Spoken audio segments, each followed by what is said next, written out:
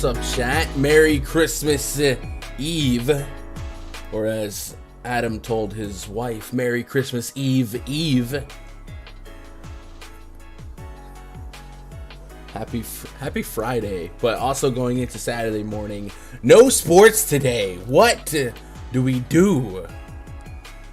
Well, we talk about the next day of sports, and for us, that's tomorrow. That's the annual Christmas slate, a holiday in its own right. And I brought some old school cats back to the mix. We got Jake, we got Cam, and then why not bring back my old lady? So let's get them all in here one at a time. Okay. I don't know what that is. Yeah. Okay, you guys are all hot mic'd now. I don't know what y'all are. Oh yeah. Oh no. We need to stop talking about what we were just saying. Oh no. We're saying horrible things. Oh no. Yeah. Merry Christmas. Merry Chrysler.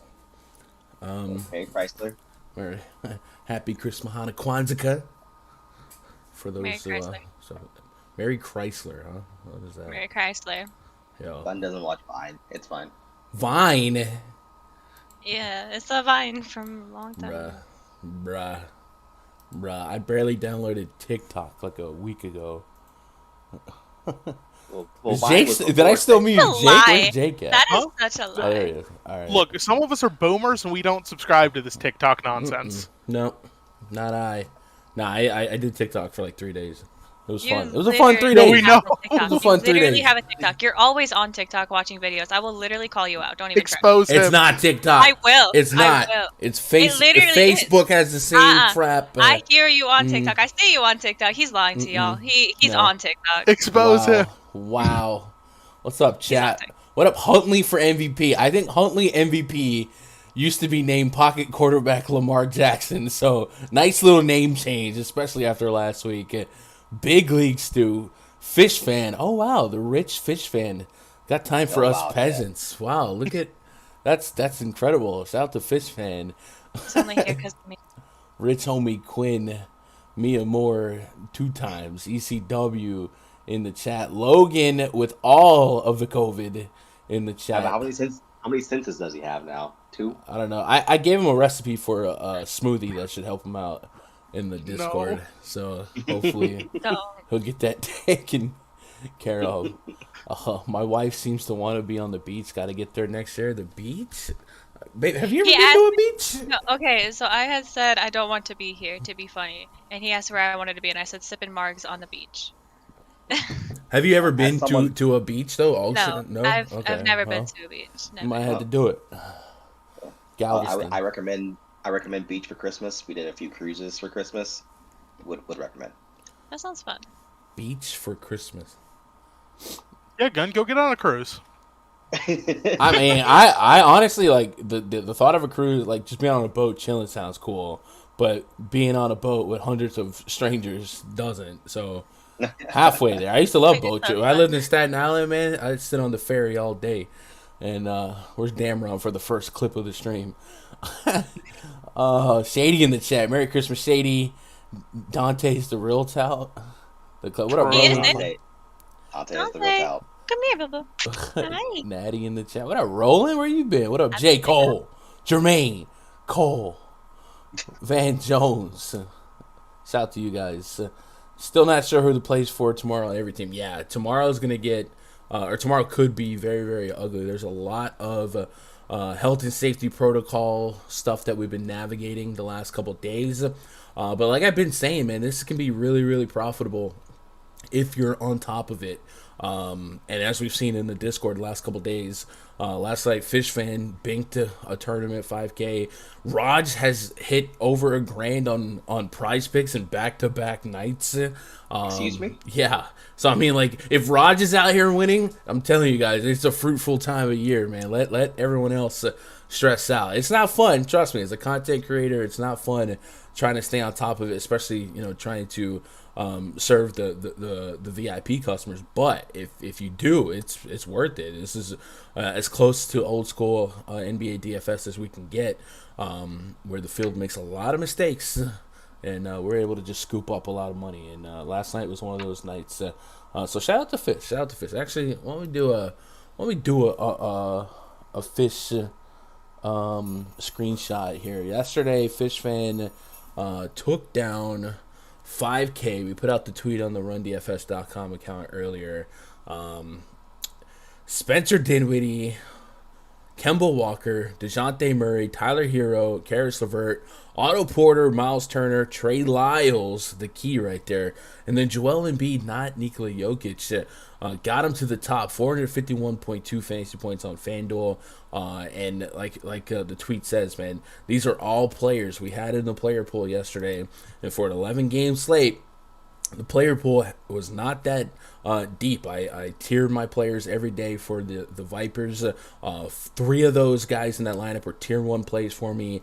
2 of those guys were core value, and then they sprinkled in some of the riskier plays, and they put them together and made a little bit of change. So shout out to Fish Fan for that. Fish Fan takes down a couple a year, every sport too. So he was due. Hopefully tomorrow one of us will be due if it's not me. Christmas usually is a good time for me every year for DFS. And tomorrow, there are so many contests out there with a lot of money. I'm going to plug the 2 big ones. Obviously, FanDuel has their Santa Slam, 100K to first, just $12.25 to enter. They also have a $3 one. DraftKings has a Millie Maker, which is like $25 to enter. But if you are watching this and you can legally play on Yahoo DFS site, you have to. I mean, they don't pay me to say this. I'm not affiliated. You have to get over there and put $2 into play. One, if you guys remember the short we put up on this channel about the Thanksgiving everyone $1 million giveaway, it's essentially the same thing they're doing in back-to-back days on Christmas for the NBA. It's 100K to first, $1 single entry, 100K maximum entries. Knowing Yahoo, this might get to 30, 40K if they're lucky, especially considering this locks in the morning. Turning $1 into 100K in a single entry is just something you don't get to do in DFS, and they're going to give you a chance to do it twice this weekend, one for basketball and one for NFL. If you are a subscriber of RunDFS.com, you may not have noticed it, but we cover Yahoo projections every single day. If you look in the player projections tab, which I need to sort, on the far right, Yahoo salary, players, and fantasy point projections are in the spreadsheet every day. So if you're not quite sure how roster construction works over there, is a little bit different. $200 salary cap, and their studs can be 25, 50%, 25% of your total salary, but they usually have a lot of guys severely underpriced. So if you want to compare players from site to site, in this player projections tab, we actually list how much of a percentage of your total salary each player costs on FanDuel, DraftKings, and Yahoo to kind of put it in perspective. And then with Yahoo's min salary being $10, usually you can find egregious opportunities at value. The other night, Kemba Walker was like $12 or $13, so $3 above min price, and he dropped a 70 bomb. Just a quick look at tomorrow's value. Some min price guys. Gorgie Zhang. They have no centers in Atlanta, Cam.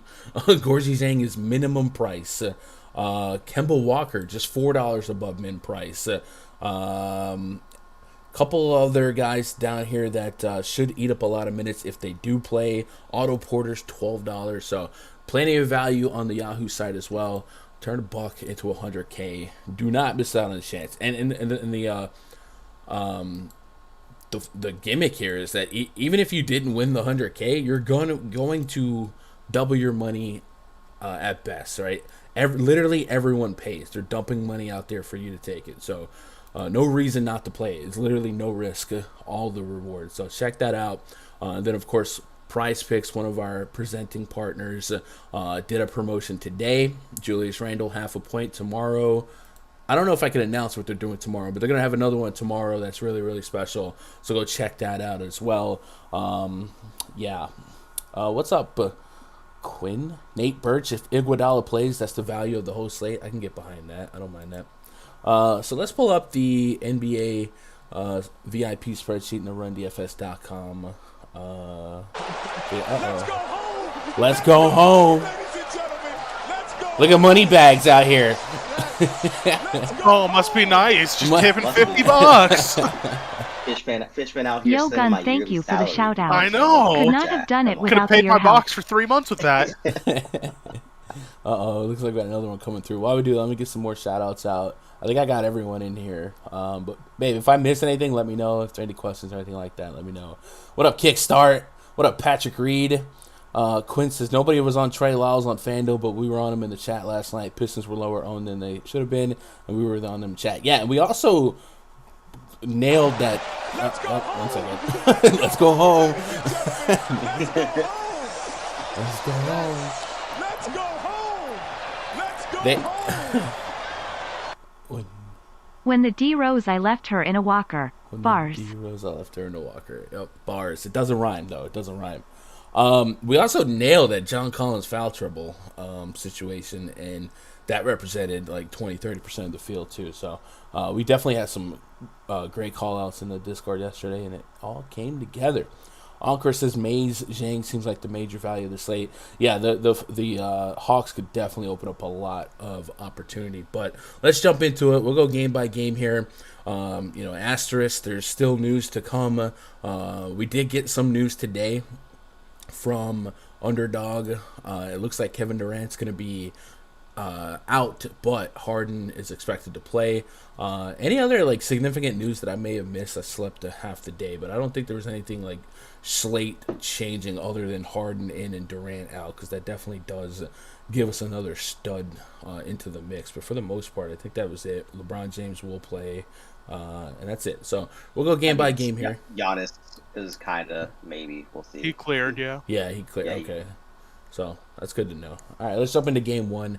Hawks at the New York Knicks. This is going to be at noon, right? They didn't change any times, right? It's No. everything okay. Hawks at the Knicks. Project starting five for the Hawks. DeLon Wright, Skylar Mays, Cam Reddish Jr., John Collins, Gorgie Zhang taking on Kemba Walker, Alec Burks, Evan Fournier, Julius Randle, and Mitchell Robinson. 209.5 total, 6.5 point spread in favor of the home team, New York Knicks. So a lot of stuff to watch on the Hawks side. The other night, Cam Reddish Jr. Took multiple trips to the locker room before finally calling it quits. And DeLon Wright also was helped to the locker room. And, the Hawks are already struggling filling out a basketball team as it is. If those two can't go, or even if one of them can't go, it's going to create one of the more attackable spots in terms of getting a full team of 35 to 38 minutes. Whether or not that's fruitful, man, that's up to you guys to decide. But there's a lot of exploitable price points. We mentioned Gorgie Zhang, last of the Mohicans when it comes to that front court. No Clint Capella. And then Okongwu, who had a great game in the second night of a back-to-back there, he's down. So Gorgie Zhang would profile as a guy that would have to play a deep amount of minutes, especially against a larger front court for the Knicks here. And then if we start losing guys like DeLon Wright, Cam Reddish Jr., we might have to have a real conversation about getting to some Lance Stevenson. We know Bogdanovic can run some point. You do wonder about if they're comfortable with getting him to a deep amount of minutes. They're trying to baby him back in, but right now the situation is the situation, and he might have to be called upon to offer a little bit more. And then, of course, John Collins, if he can stay out of foul trouble, is in a spot to where he does have some meat on the bone, around 8K on both sides. We could see 40 to 50 fantasy points. The foul trouble is a real question mark with him. But against the Knicks, the situation could also change. Kemba Walker has put up monster games in the last couple of outings, starting for the Knicks here. And one of the constants for him starting has been a lack of depth in the guard and wing rotation.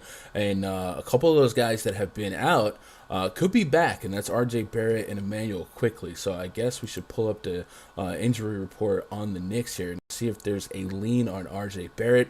I feel like I don't want to over speculate this far out, but you do wonder, even if RJ Barrett's back, the way Kemba Walker's been playing, would they opt to relegate him to the bench, or maybe they call on Alec Burks to go back to the bench and play some backup point. I don't know. I feel like Kemba Walker's kind of earned some run here. No matter what, I think Kemba's going to be pretty popular. RJ Barrett's listed as questionable due to conditioning.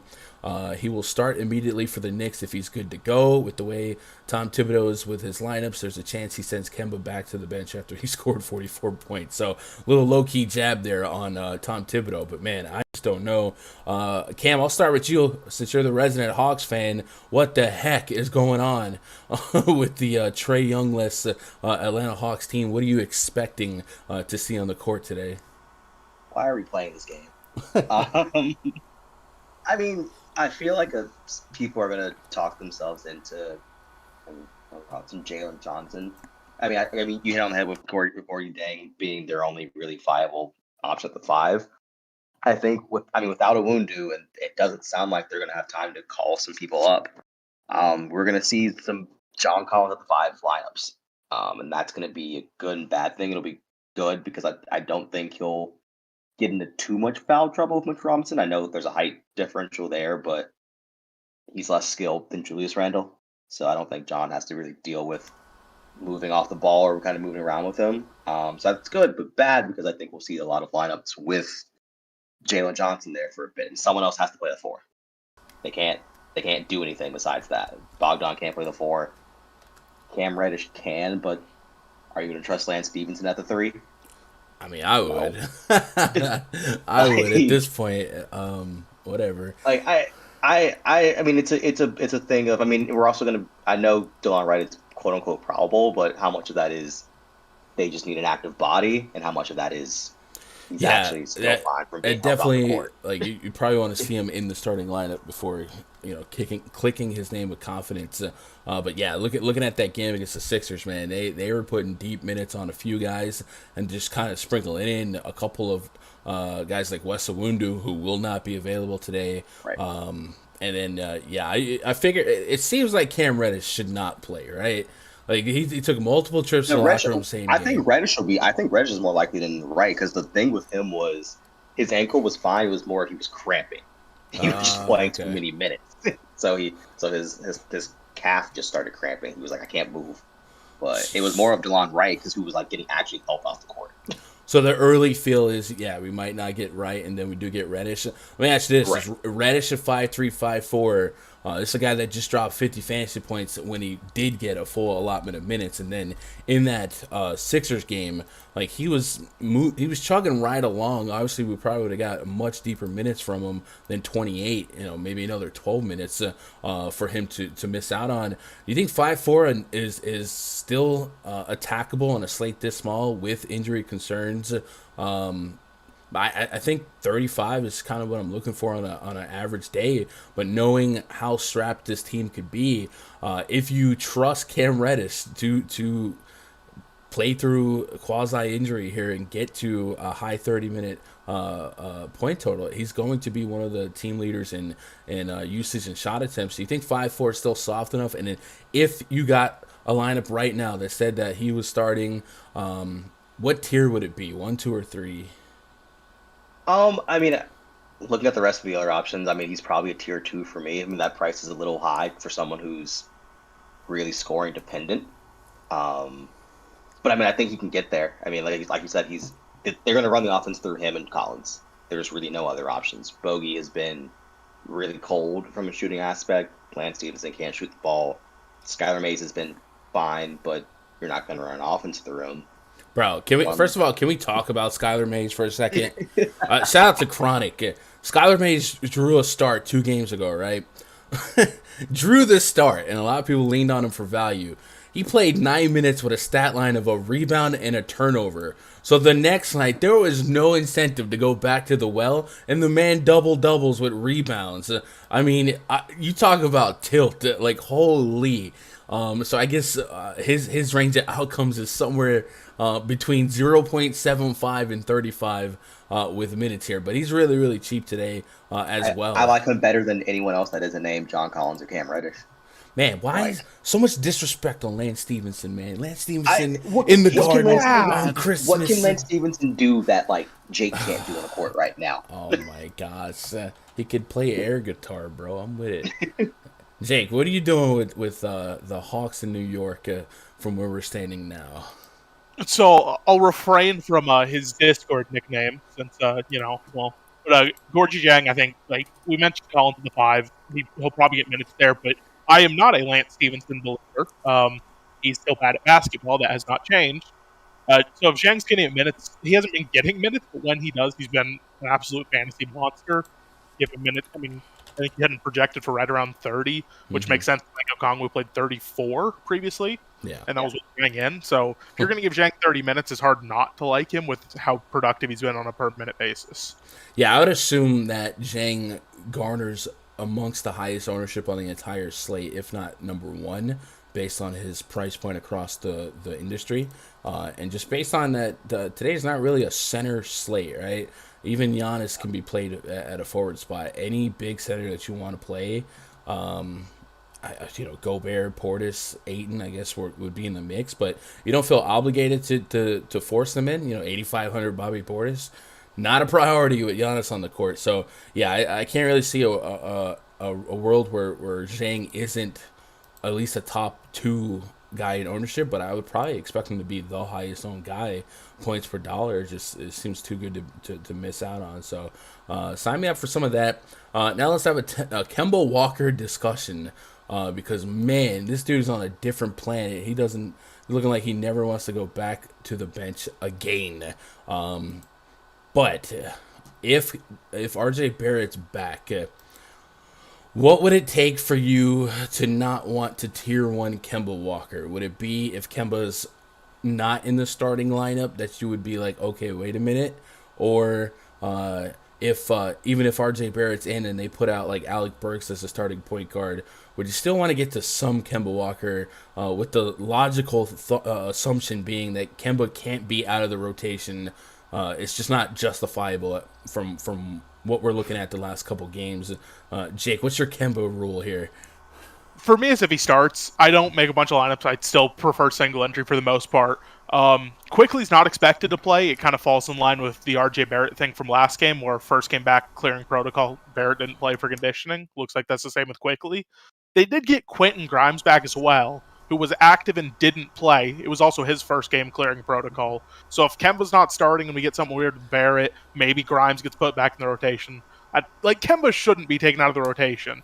But it's Thibodeau, and we know Thibodeau hates him. Yeah, they did seem to want to move forward from him. And then, D Rose going down and then losing all those other guards. Yeah, he had no choice but to get some run here. But, man, he's been their best player. So, at home, path of least resistance here. Hawks, no offense, Cam, but this is not a real basketball team that they're putting out here. Mid favorites here, 6.5 point spread. Kemba wouldn't really have much pushback here, and after his last three games now at this price point on both sites and on Yahoo being $4 above the min. What is the pushback? I mean, it's one of those spots where you give me 35, I'm still live on a 5-game slate, and he's blown that out the water. I don't know. I feel like he probably could have used a 7K price point at this rate. Kemba of old would go out there. If he was under 8K, I would play him, and this is kind of feeling like that. I guess it's heavily correlated with the amount of minutes here, so I guess if we did dial back a potential minute projection, maybe we lessen our expectations, but man, right now he's just on a whole different level, and the matchup is as soft as it gets, man. This Hawks backups to the backups are not a team that we're ready to run from. I guess you could make a case for a lopsided game at the end of the day, but right now I'm going to go with Vegas at 6.5. Front court for the Knicks here. Nerlens Noel is out. The other night, Mitchell Robinson got into immense foul trouble. and that I believe created an opportunity for Jericho Sims to get more minutes here. If you don't think Mitchell Robinson gets 6 fouls in 25 minutes today, maybe there's a world where he kind of flies by the wayside. We talked about center being, kind of stud free here. Mitchell Robinson does have a little bit of upside that's worth having some exposure to. 40 plus fantasy points against Detroit just 2 games ago. So the ceiling still being what it is against this undersized and low staffed Hawks team with no Noel. I think Robinson still has a ceiling worth getting some exposure to. Obviously, we tape our expectations. And then Julius Randle with Kemba in the mix here. If we go pull up the on-off court tool from NBA Wowie, we'll bring it to this year, October 19th. Oh, snap. I went to 2022. Gun living in the future out here. Man. Oh, no. Man, how powerful is this thing? Hold up. we are living in a simulation. All right, so let me bring it to this year. I just want to kind of display the impact of Kemba Walker for Julius Randle here, because we've been kind of living by the rule is if Kemba's starting alongside Randle, that it naturally lowers Randle's ceiling because Kemba is such a ball-dominant player. And that's kind of what we've seen play out. So let me take Rose off the court as well here, and I'll just I'll do 2 splits. We'll do Randle on with Kemba off, and then we'll do Randle on with Kemba on. And give me just a second, babe. If you keep an eye on chat, dial up some questions here at the next pause, or any comments that I might have missed. It looks like chat is dooming in the side. Shout out to all you guys. 60. We're just kind of talking about like. Oh. There's no questions yet. I'm watching. Okay. What kind of game do you see happening? So Atlanta at times in that first game, I mean, think about what Trae Young represents: 30 plus real points, 10 plus assists. He makes that offense go, and then they spoil the Sixers' night, right? So I don't know what's real, what's fake there, but I guess if Atlanta's missing DeLon Wright, I guess I'd be more worried about Cam Reddish as their firecracker. Logistically, you would think the Knicks slow this pace down and win pretty easily. But, hey, Hawks are hungry. That's one thing that you can say about these short-staffed teams. These guys getting minutes that usually they don't get, try and make the most of it. Maybe they play stunner themselves. Anyway, Randle without Kemba and Rose averages 1.12 fantasy points per minute on DraftKings with a 25% usage rate. And then we put Kemba back in the mix here and see if that usage rate dwindles any. I didn't mess with RJ Barrett or anybody like that, so hopefully it's not a big impact here. Wow, he's going a little bit slow, and then he goes, it stays at 1.12, but the usage rate actually goes up. That doesn't make sense, right? Oh no, it just went back. It went up to 28.5%. It doesn't make sense. It doesn't feel like that's what's happening. But so far we haven't seen a big ceiling on Randle when Kemba's on the court with him. So I guess I'm just kind of live by that, and it's kind of one of those weird spots where Randle's over 10K on DraftKings, so I don't really have a ton of interest there. Don't mind the matchup, but under 9K on Fanduel, maybe on a 5-game slate, I do honor some floor a little bit more. Can I overpay for a 40? Sure, so be it. Any interest in these tertiary plays? Jake, Alec Burks, Evan Fournier, RJ Barrett. Burks is over 7K. He really has not done anything to warrant that price point in recent history, especially with Kemba in the mix. Would you get to any of these guys? I know you said you're more of a single entry guy. Would any of Burks, Fournier, or Barrett make your mix? I guess Fournier has a loose case if Barrett was out again, but it's still flimsy, right? Yeah, working with the idea that Barrett's in, since it is second game back, you would think he's got some conditioning work under him. I'd probably just avoid it. Alec Burks on FanDuel at 5,600. There's still a 2K discrepancy there. DraftKings has just priced him up and left him there where he hasn't even hit 40. I don't think in his last 10. He's barely hit. I don't think he's hit 36 as his peak. On FanDuel at 5.6, maybe that's a better play. On DraftKings, he's just too expensive. Barrett, I'd love to know Barrett's minutes. Obviously, I don't think we'll get anything like that. But if RJ Barrett's coming back playing 35 minutes, somebody's probably going to have to. I'd be curious. But first game back, COVID, they they rested him for conditioning. I can't imagine he's going to see crazy minutes. So it's probably just if Kemba starts, I look to Kemba. If Barrett's out, maybe I look to Fournier. Yeah. Looking at chat, Fish says, I think at under 6K I can play Burks. Burks tends to get a lot of ownership on FanDuel just because he is small forward eligible under 6K. And he's always projected for deep minutes. But even on FanDuel, he hasn't been wowing me. But I guess, he would be in the pool probably a tier 3. J. Cole says, Gun, if I get a week pass, do I see the tiers?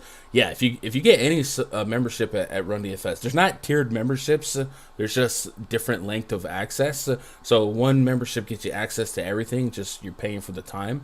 And you literally get this spreadsheet, and then we have Gun's worksheet tab for DraftKings and FanDuel. And in those tabs, I list my player pool that I'm running with my tier levels. You don't have to follow it. You don't have to play everyone I'm playing. But hey, some days you might be busy and you're just looking for something to tail. It's there for you. So yeah, you do get the tiers. That's in every membership. We'll do another plug for that later. Randall's struggling big time. I'll take shots on Fournier and Burks if RJ's still out since they're playing heavy minutes. Yeah, the minutes do kind of create an opportunity here, especially against a team like the Hawks. And then I guess lastly, John Collins, 85 on FanDuel, 78 on DraftKings. We talked about in the pre-lock Discord the other day about Collins being historically a kind of a foul-prone guy. And we thought that crossing up with Joel Embiid and Tobias Harris a bit might get him into a little bit of trouble. Kind of the same here with Julius Randle, but I'm a little less pessimistic. He did get 5 fouls in 31 minutes of play against Philly. The minutes should be there, right? And there's no excuse. The usage should be there as well. Double-digit shot attempts. You're just hoping that the peripherals will be there. His rebounds got chopped in half at that last start versus the 3 games prior. The Knicks do run a slower pace, and rebound-wise, they're decent on the defensive glass. Not as swell on the offensive glass. I guess Randall taking some of those shots. He doesn't really get a lot of his own misses here. But I guess John Collins at 85 and 78 on DK.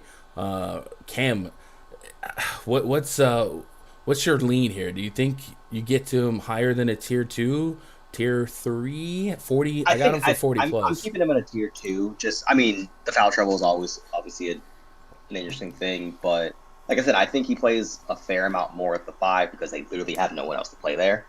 And I think that's going to be, as long as they can. If he can stay away from foul trouble when he's on Randall, I think he'll be fine when he's on Mitchell Robinson. I don't think Mitchell Robinson's skilled enough to put him in foul trouble. And I don't think on the defensive end, Mitchell Robinson's good enough to stop him from doing much. But that being said, that price tag is still a bit high. So I think what kind of pushed me back the other night was it's just the ownership thing, right? I felt like there was a world where he got in foul trouble and it was 11-game slate and there was going to be plenty of pivots, so I ended up being way lower than the field.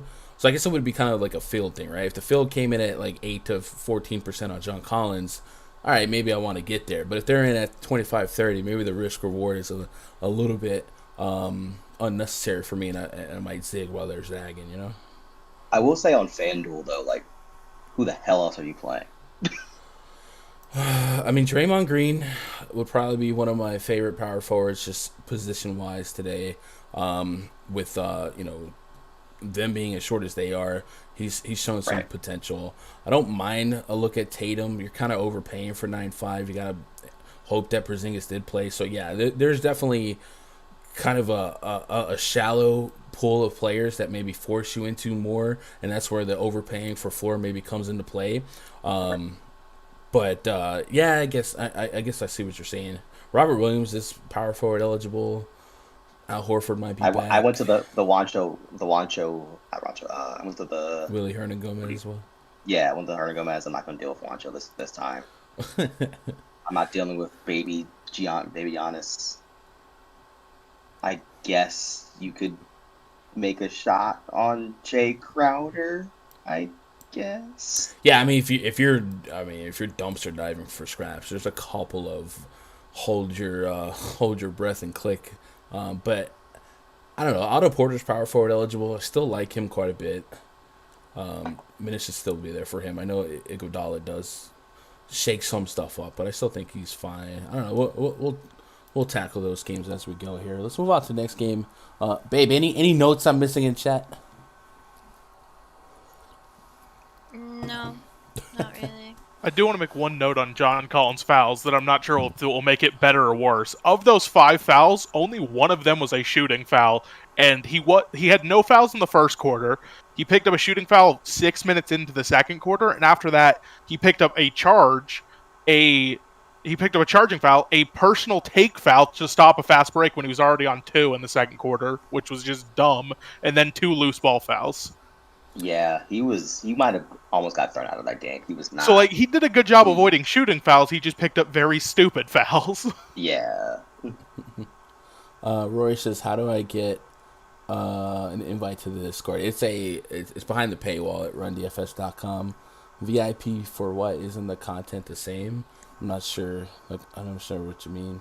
The VIP is just the access to all this stuff, right? The projections, because all this stuff changes so much after we end the stream. So yeah, it's the same but different.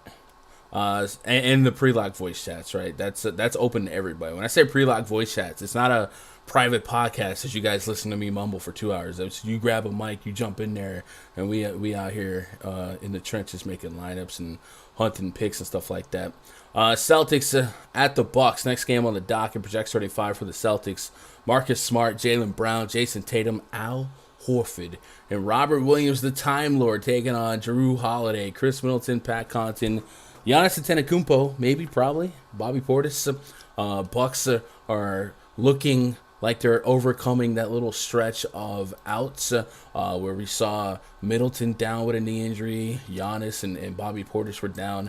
It looks like Christmas came on time. I was going to say Christmas came early, but it looks like it came on time for Milwaukee, where Giannis has been upgraded to probable.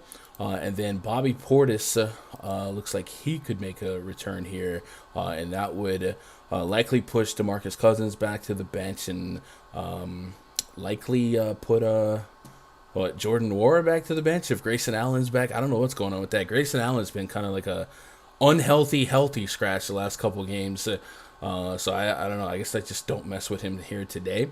But Giannis being back in the mix gives us a stud to target, and all things considered, a 7.5 point spread here for the Bucks kind of surprised me because I know the Celtics are missing a lot of players, but it's not really like your top tier guys. But I guess they do have a laundry list of questionables with Marcus Smart, Al Horford, guys like that. So I guess if they did come up short against the world champs here that are healthy with Giannis back, I guess I get it. But 7.5 did feel a little bit strong. Giannis Antetokounmpo has the ability to be one of the highest scorers on the entire slate, so he's automatically in the player pool on FanDuel at 10.8. With the way the balance of value will likely seesaw some roster construction, we probably get to a decent chunk of Giannis just by happenstance at the small forward spot. Matchup wise, since Giannis has been absent the last couple games, it's probably fair to say that Drew Holiday's earned a price tag that maybe he doesn't live up to as commonly with Giannis in. So that's a decision you'll have to make at 95-93. I think my early thought is with Giannis in, I walk backwards on that. And I guess just for aesthetics, we can go pull up the Milwaukee on-off court tool and just kind of compare Drew with and without Giannis to kind of put that in perspective. But I think it's very fair to assume right off the rip that Drew Holiday at over 9K is not in a comfortable click zone for us to feel great about. So we'll put Drew on, we'll take Giannis off, and then we'll look at the splits on both queries here using the Add More Funds NBA Wowie tool. If you guys want access to this, it is actually a free perk over there. They do have a paid version, which is the one I'm using, but you can run some free queries all you want and kind of get some of the same information. So this year we put Drew on, Giannis off. Drew Holiday has a 32% usage rate, averaging 1.3 DraftKings points per minute, $1.25 on FanDuel, and then we put Drew on, and we'll put Giannis on with him and just kind of see how those numbers stabilize. And as expected, Drew Holiday goes down to a 24.7% usage rate, still over a fantasy point per minute, but not quite as great. So I'll say all that. Say this, Jake, at 9,500 on FanDuel, 93 on DK. Drew Holiday, is he priced out of play for you? I think so. I don't want to make a blanket statement on the team, but I kind of feel the same about all of them. They're almost all priced for not Giannis price tags, and it sounds like he's going to be back.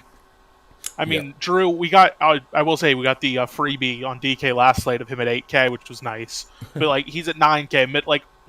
Drew's an 8K player. Middleton's been a 7K player.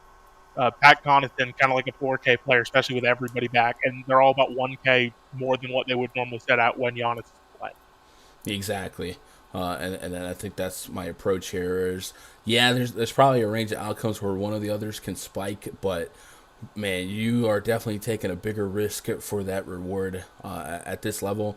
Maybe Middleton still has a chip of the chair for 40 at the low 8 tier, but yeah, they're kind of full strength here and a lot of increased pricing. Even Bobby Portis, when Giannis was in, was a guy that we saw between 6 and 7K, and now he's been juiced up on both sites.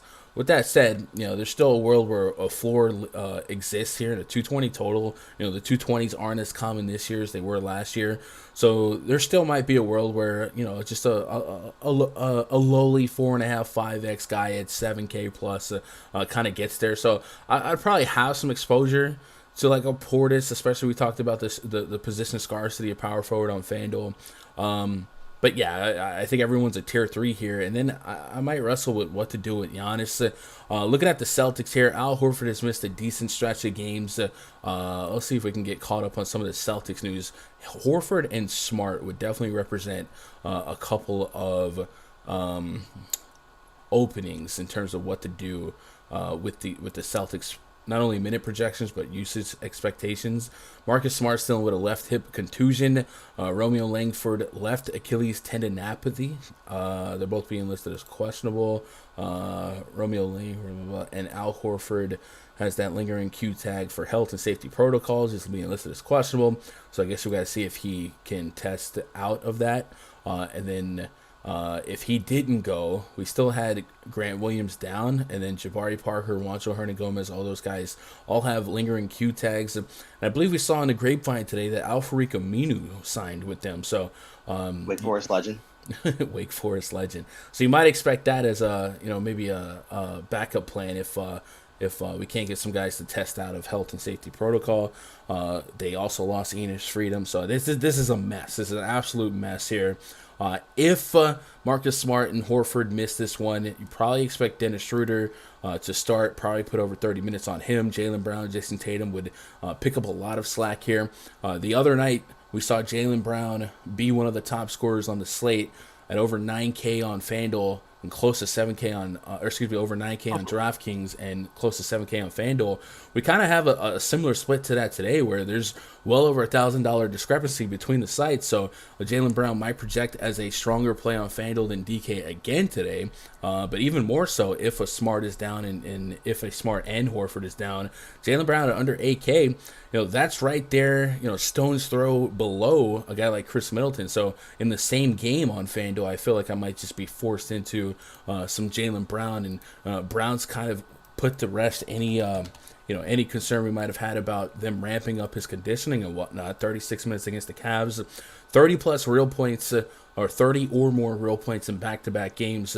You're going to need scoring, and you're going to need somebody that can keep up with the pace here. So I think at FanDuel, with the puncher's chance at 40 plus being what it is, I think I do look at Jaylen Brown a decent chunk. And then Tatum versus Giannis is an interesting StatMuse query. While we pull that up here, Jake, what are your initial leans on this one? Boston is the ultimate reason why site shopping is good for DFS here. Jaylen Brown's FanDuel price is insane to me, and it's been this way for like 2 weeks now. I don't get it. On DraftKings, he's almost 10K. That's much harder to swallow. Tatum's almost a K cheaper on FanDuel. It just feels like if you play both sites, getting Boston exposure, it's just so much easier and honestly better to do it on FanDuel. Yeah, exactly. Cam, you agree with that? Yeah. I also think this game sucks. I bet the under on this game. I don't think it's going to be a necessarily aesthetically pleasing one.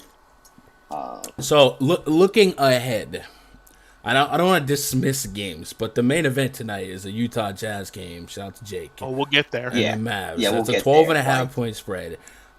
I honestly, and then we have I don't know, the two games towards the end of the night, the Suns, Warriors, Lakers, Nets games. I think those are going to be the apple of everyone's eyes. But man, these Celtics Bucks games, they might get a little bit scrappy here. I went and pulled up Jason Tatum's last 10 games against Giannis. He scored 57-62 his last two games in 38-33 minutes, and then running it back. Giannis has not been as successful against the Celtics in his last 4 outings. There was one game a couple weeks ago where he played 34 minutes, had 20 real points, but the peripherals weren't really there.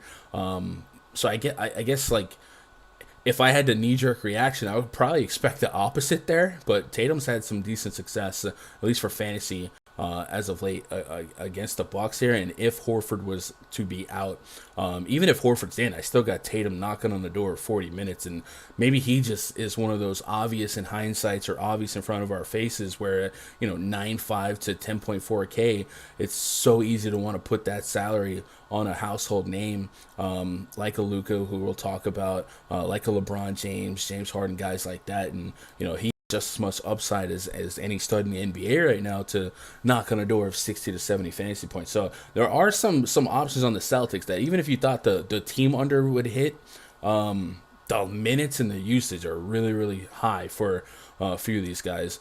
Well, and I get that. And I also asked the same question. I mean, going back to Jaylen Brown, like Jake said, if Jaylen Brown gets you 50 tomorrow, are you stunned? Like, dude's hit 48 point at least on Fanduel, like 48.7 last game, 45 the game before that. Was averaged about 30, 35, 36 3 games before that. Mm-hmm. Dude's just playing well right now. Yeah, and it's very score independent. But if you're thinking this is a game that either gets sloppy or just kind of it's a very gritty, there's some stocks going on there. He can get you 3-4 steals, and you go, okay, sure. Yeah, I'm gonna put them together.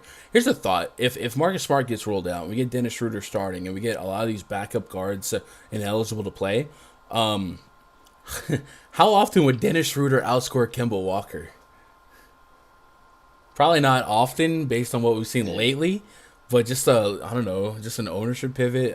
Maybe obviously you can play them both, but Dennis Schroeder would be kind of interesting if I could slap an extra 10 minutes on him at near 6K on both sites. There's a world where he spikes. He's obviously much more volatile with Brown and Tatum in the mix. But yeah, how about this? How often do Brown and Tatum coexist today for tournament ceilings? I guess that's more likely to happen on FanDuel. Yeah, than DK. I mean, if you run them, do you have to run back a Giannis or a Middleton? No, I don't think so. Because the Bucks still are priced at a point where if they all had floor games, they could all not be needed. You know what I mean? Like if Drew Holiday, even today, if Drew Holiday had 40, you could live without that more than likely at 9+K. Middleton, if he had a floor game like a 35, if Giannis had a mid-50s, and Bobby Portis had a high 30s to a 40, like I don't know. I think there's a floor game for Bucks where they could all work together, and the Celtics are going to be pretty narrow in where they funnel their usage and how they live and die today, especially if Smart and Horford were out. So something to wrestle with. Hopefully we get that news in the morning. I feel like the way this slate's staggered and the fact that it is a Saturday to begin with, it's Christmas. I don't know how many beat writers are going to be dropping news early in the morning, but this would be one of those reward late swapper slates where Celtics news likely isn't out before tip of the New York game. So we'll be having fun wrestling with that. Looks like Danny lost the audio. I don't know. So let's see if I can get caught up on chat here. Rory's back. Okay. My laptop completely crashed, The and one then it restarted itself, and now I'm back. Gun, get her a new laptop. Come on. It Shoot. literally, I don't know what happened. The screen went completely black, but I could still hear everything. I pulled chat up on my phone, and I was still on the camera and everything, so I was just letting it do whatever, and then it restarted by itself. If we do get Schroeder and Langford out, the one name I want to throw out there, if we know for sure both of them are out, Peyton Pritchard becomes a really interesting value play. All in on it. All in, huh? All in. Yeah, I mean, I got no pushback on that. 20-plus minutes, 3 games straight here, has put together a couple games where he's flirted with 25-plus, and you pick up the pace here in Milwaukee. Yeah, I can get behind that. I think that's a good call out. Man, you say all in, Cam, but if that news isn't out before the Hawks take the court, and the Hawks have guys at a similar price point, like a Skylar Mays that could have for sure 35 minutes, like, are you really all in? But if we do get that news early enough, hopefully we can act on that. Bobby wants to know what your favorite FanDuel plays are. Favorite FanDuel plays? I mean, James Harden's probably going to be at the top of my list no matter what at the moment. Then LeBron James is probably, but that's like so basic that I feel like I'm copping out with that answer. Let me revisit that once I've absorbed the whole slate. 70 people watching. Oh man, shout out to you guys. Christmas Eve, you guys make some time and hang out. Shout out to you guys. They were watching A Christmas Story earlier in Discord. That's a classic. Worst tier movie I've ever heard. It's a Wonderful Life. That is an actual S tier movie. So I've never watched that one. Oh. I'm trying to think if I had a favorite Christmas movie. I don't really have a favorite Christmas movie. We need the Christmas movie tier list posted on the Gundacker YouTube channel. I do have like a guilty pleasure of chilling on the couch with my girl and watching cheesy Hallmark Christmas movies. I'm just gonna sit here and say Die Hard is the best Christmas movie. If it's a Christmas movie, it's the best. Die Hard is a Christmas movie. Don't fight. Oh, then it's the best. Yeah, Die Hard's great. great. The best Christmas movie ever. So, Fish says, throwing that out there. Gun, why is Curry missing from the guys along the bottom of the screen? That's what Josh said, but we'll get to that. maybe Steph Curry doesn't deserve to be on the Christmas list. Yeah, we'll get to those. This will be the me versus Jake one because I can't. Yeah, if you're a fan of math and not a fan of narratives, this is the game for you. Projected starting 5. Warriors at the Suns. Steph Curry, Gary Payton, Otto Porter, Draymond Green, Kevin Looney taking on Chris Paul, Devin Booker, Mikal Bridges, Jay Crowder, and DeAndre Ayton. Let's put the math over first, boys, before we put the narrative over. If we sort the league from fastest pace to slowest pace, the Phoenix Suns are second in pace right now, and they're about as full strength gets, having Devin Booker, Chris Paul, and DeAndre Ayton all available. Golden State little closer to league average than they have been in years past, but we expect a pace-up spot here. The Suns have played the Warriors twice, I believe, this season, and the last time they played them at home, they took care of business. The Warriors are still limping into the last couple games, including this one, without a pair of starters, no Jordan Poole and no Andrew Wiggins, and without those two, you expect Steph Curry to assume all of the scoring usage. I think Otto Porter's a guy that can relieve some of the stress, with 20-plus shot attempts in 3 games straight now for Steph Curry, and because Wiggins and Jordan Poole, linchpins to their starting lineup, have been out, games have been a little bit more competitive, so we get more minutes out of Steph Curry. At 11-plus K, he has not been a model of consistency to achieve what we call value at this price point. 60-plus fantasy points, really 50-plus fantasy points, only 3 times in his last 10 games. However, usage and minutes in competitive games, Steph Curry is Steph Curry. We say all that to say this. The Phoenix Suns are a tough defense, one of the best defenses in the league. But because they run such a fast pace, sometimes opposing teams can achieve greatness.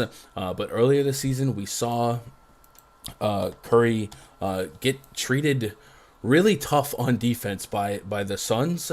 He's averaging 30 fantasy points, under 20 points in both games there. And if you want to use that to just justify fading Steph Curry in and of itself, I'm for it. But man, one of the weirder trends in basketball is Steph Curry's Christmas splits.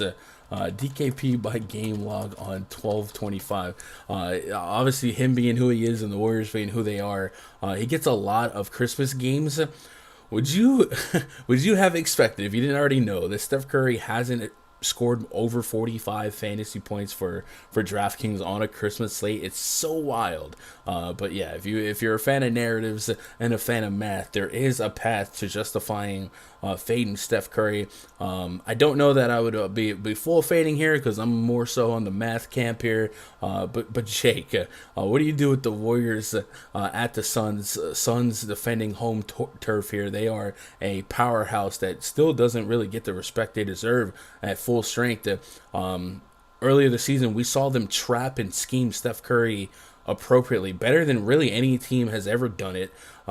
Would you be okay with full fading Steph, especially at that price point now, giving us James Harden? On DraftKings, it's another site difference thing because FanDuel's just it's a 1,200 difference, or Curry's 11 too on DraftKings, 500 more than Harden. I think I would. I also again play limited lineups, but I don't think I'll have Curry, and I just want to I want to dive in a little deeper on these Christmas stats because they get even more absurd. In those 8 games, Curry's averaged 35 minutes per game. He's never scored over 19 real points in a game. And in those 8 games, he shoots 30% from the field, 20% from 3 on over 6 attempts per game. It's crazy. It's so crazy. Like, it's probably nothing, but in 8 Christmas games, he's been straight up not a bad player by Curry standards. He's been a bad NBA player on Christmas. Yeah, no, for those of you guys out there, I'm not taking this too seriously, but it is a fun narrative. We're having fun here. No Wiggins, no Jordan Poole. The usage is all his. But just from all that aside, the Suns really schemed him really well earlier this season. Paul, Bridges, they have a good plan for him. And if he can't score and we keep this game somewhat close, who does it? Well, I'm looking at Draymond Green. I'm looking at Otto Porter to be the major catalyst in doing so. Maybe a vet like a Iggy or JTA. Maybe even Nemanja Bjelica becomes an interesting tournament play. But I do think this could be an uphill battle for the Warriors, and maybe this spread is more public than sharp because it is. The Suns are just never respected, man. They're really, really good. Devin Booker, 7,600 on FanDuel. Why? Why is this still a thing, FanDuel? I will not argue. What are they doing? Yeah, I will not argue it. I will play it happily. But this season, with the big 3 healthy, Booker, Paul, and DeAndre Ayton, Devin Booker has been very close to a 30% usage rate. So if you're going to have a near 30% usage rate on a pace-up spot, a narrative game on national TV for Christmas, I'm in. A 30% usage rate, just point-blank period on the season, averaging 1.2 fantasy points per minute. On DK, I understand the hesitation at almost 9K, right? You're going to need that 40 to 50. On FanDuel, 7,600, it feels borderline free for the potential that Booker gives us. So Booker's definitely going to be one of my favorite shooting guard plays of the slate. Earlier this season, 13.5 fantasy points, but I guess he got injured, just 15 minutes there. I don't expect that to be something we reference with any validity here. Cam, any fire hot takes for this one? Chris Paul, does he get lost in the sauce with the high-end guys? I was just trying to work around with dummy, and I looked at Chris Paul and went, what? I got 8,200. Chris Paul get you 45 today, and you go, well, whoops. I'll take it. Thank you. Yeah, and I mean, you're playing around with it. I did have a question though. So, what has Phoenix done the last 5-6 games against point guards? Because it's felt like they've destroyed everything in their path lately. Yeah, they have. The Suns have been just a powerhouse. Looking back at the Thunder, Lakers, shut down Westbrook. They blew out the Hornets, the Wizards. Yeah, they haven't had any really top-tier point guards in their path lately, unless, I guess, Westbrook. But they're just blowing teams out. They're just having laughers game after game. And a couple of these games are without Devin Booker, so they just got stronger. So, I have no... I really don't have an interest in picking any position, especially against them. But I just think points per dollar, the minutes and opportunity for a guy like Otto Porter is too strong for me to not really get to, especially 39 on DK. I really think that's a good spot to be at. And then I think Draymond's one of those guys that just gets in the trenches in a close game. And I know this game is a meaningful game. Whenever you take an L to a team when you're as good as the Warriors are, and Draymond's been one of the more hard on his sleeve type of players. I expect him to grind out a strong game. He's averaging 40 fantasy points in 31 minutes a game against the Suns this season. So I'm looking at him to pick up some of that slack. One, if Curry is getting double teamed and attacked and schemed, and then two, just picking up some potential scoring in the absence of Wiggins and Jordan Poole. So I do like looking at Draymond quite a bit, but no comfortable clicks. I don't think I have any tier 1s, maybe not even a tier 2 from the Warriors, and I'd wrestle with putting Otto Porter as a core value on DK, but that's kind of my approach here. I will say if I'm playing 25, 50, 150 lines, I think I set my optimizer to say if I'm playing Steph Curry, I'm playing Aiden. I'm just they have to be together. DeAndre Ayton? Yeah, I think if you're saying if you're playing Steph Curry, you're saying this game is going to stay close, and he's the reason we keep it close. Mm-hmm. But I think you're also going to say there's going to be a lot of shots put up there. While Draymond Green's a good rebounder, I think Aiden's just going to fall into a 20 and 10, 20 and 15 game at 8,100. Yeah. The same thing we were saying about Chris Paul. Like, I get Gordy Dang for the price, et cetera, et cetera. If this game stays close, what's stopping DeAndre Ayton from just kind of just falling into boards and being like, oh, hey, here's 20, 25 points just for me racking up boards? Yeah, I don't mind that. If I had to, let's go home. Let's go. Yo, filibuster, let's go. Bro, y'all are crushing it. Happy holidays. Happy holidays, Gun. Man, I appreciate that filibuster. That's love. Happy holidays. Merry Christmas, everyone out there. God dang, man, this stream's about to hit $100 in revenue. Glad we went live. Yeah, if I had to podium the Suns, I think it's 1 Booker, 2 Ayton for me, and then Chris Paul. But yeah, I'm absolutely fine with the Ayton call. And the other thing about Ayton here, we mentioned that center's not the deepest position today, right? There's options, but it's not like a Jokic, Embiid, type of slate where you feel like you have to go get a 10K guy. Ayton could just get you I'll take that 40 and move on and fill in the blanks elsewhere. So I don't mind that call out at all. 40 plus the last couple of slates here. They're still without Kaminsky, right? So yeah, 40 plus in 4 of his last 5 games. Don't mind that call at all. And all those games are blowouts, and he's averaging 42 against them. So I don't mind that. I think he's going to fall naturally for me. But yeah, I'm with that. Jake, you got any secret fire plays from this one? I didn't think it will be secret, but I'm surprised because there's been a lot of Warriors named, and possibly my favorite one hasn't been. Albeit I would prefer Iguodala is out for this, and I think he's questionable right now. I really like Gary Payton here. Last game without those guys, he started. He played 33 minutes. He took 16 shots. So if you want the guy who might have to fill in the scoring, it might be him with how many shots he picked up. He was very scoring dependent in that game, but we know he can pick up boards, and most, I guess, for FanDuel more so. Mm-hmm. He's a steal guy. He didn't have any in the last game, but he is a massive steal guy. Yeah, I think it's easy to just write him off as a defensive-only guy. But yeah, the seeing that he could take some shots, and then if we scheme, them trapping Curry, other teams got to make some shots here. I don't hate that call out at all.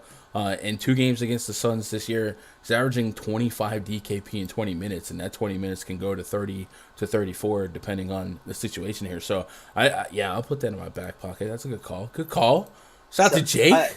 So 2 things. One, I think Gary Payton might get lost just because he's only shooting guard eligible, and if you end up running Booker and Harden at the 2, if you do whatever you want to do at the 1, that's probably where he gets lost. I don't hate it. It's just when I'm building my team, I was like, okay, cool, Devin Booker, James Harden, figure it out from there.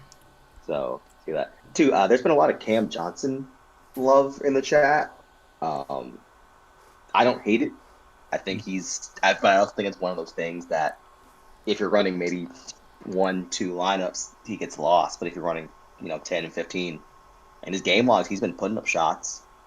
He's been falling into steals a lot, actually. Phoenix has been a pretty good defense lately, and he's also just fallen into 6 rebounds every game, and I don't understand that. I don't know how, why, but so I don't know there. He's 5,400 on FanDuel. He's gonna get some runs. What gun do you have him at? How much? 28 minutes. 28. Yeah, about 30 minutes. Yeah. So, at 5,400? I don't think we're expecting that OKC 43, but if he gets you that 31 against the Lakers, 33 against the Clippers, I don't think that the Golden State has the best wing defense in the world. Yeah, I'd lean out. There's a couple games here without Booker. There's a couple games that were blowouts. So I do think there's a couple things that went the way. The Lakers are just so bad on defense. We just watched them, Keita Bates Diop, 11 for 11. So I do think he has had a benefit of some proper matchups.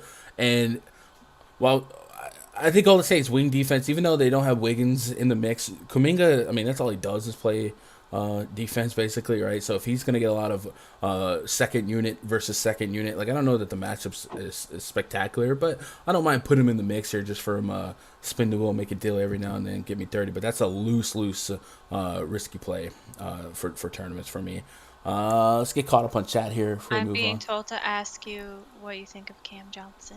Okay, that's what we were just talking about. So hopefully that answers Fish's questions on Cam Johnson. I'm not warm and fuzzy on the price point. There you go, Fishy. I need 30. All right, let's get caught up on chat. Man, you guys are crushing it. How do we have 80 viewers at 9 p.m., 10 p.m. Eastern on Christmas Eve? We are all crippling gambling addicts, and if you're okay with accepting that truth, hit that thumbs up. I don't think we're getting to 100 on this stream, but hey, man, it could be a Christmas miracle. Stu says, yeah, Booker's too cheap, even on DraftKings, a little underpriced. Yeah, I think Devin Booker has a real shot to be a tier 1 on Fanduel for me. Looks like Fish Fan agrees with that. Myron Kidd says, Cameron Johnson been low-key balling lately. I'm with that. Kind of a good little discussion point. I think I tear through him at the end of it, but we'll see.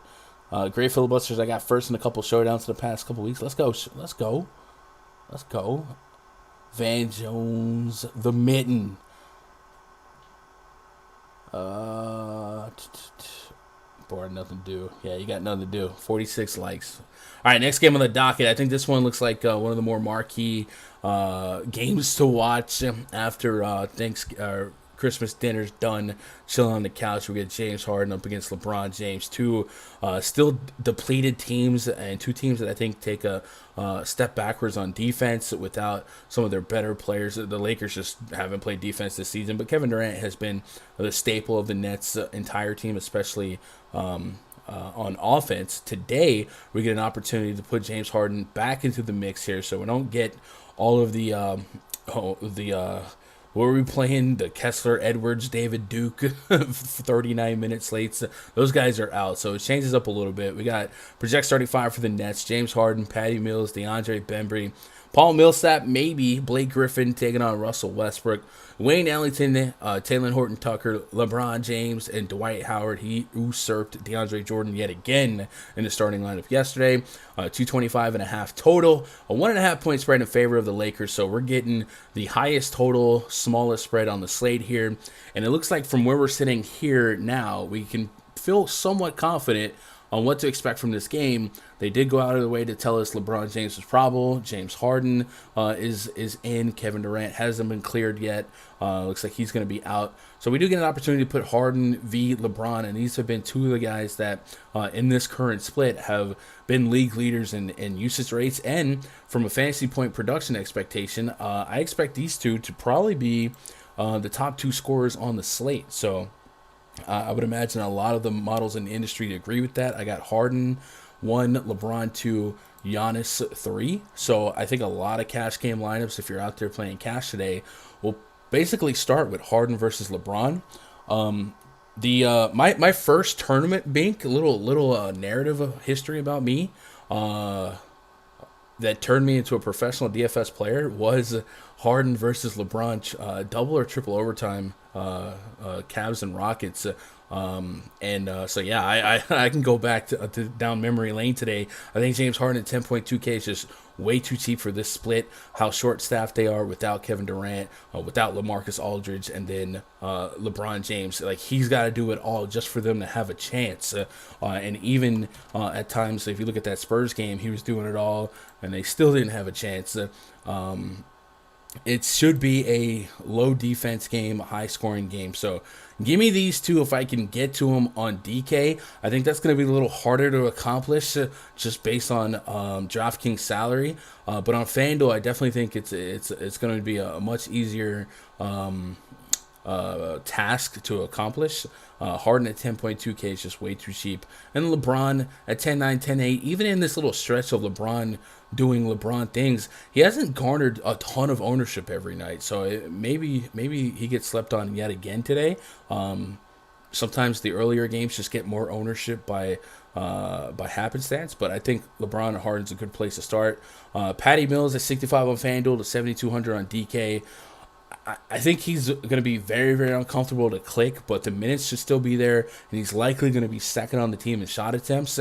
And Harden is not the same ball hog Harden of yesteryear. He's a guy that averages almost 10 assists per game. I think a lot of that could be dish outs to Patty Mills. So if you believe in Patty Mills having a shot at 20, 30 real points, and we've seen shooters shoot pretty efficiently against the Lakers lately, I do think there's still a world where Patty Mills pays off at least 6,500. It's not a high range outcome for me, but it's still there.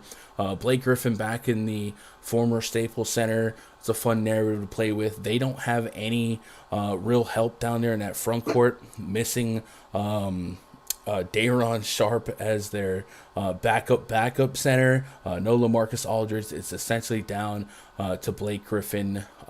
Maybe you see some Millsap, James Johnson in the mix in that front court. But for the most part, I got Blake, Mills, and Harden as probably the three guys that I expect to do a lot of the offensive work.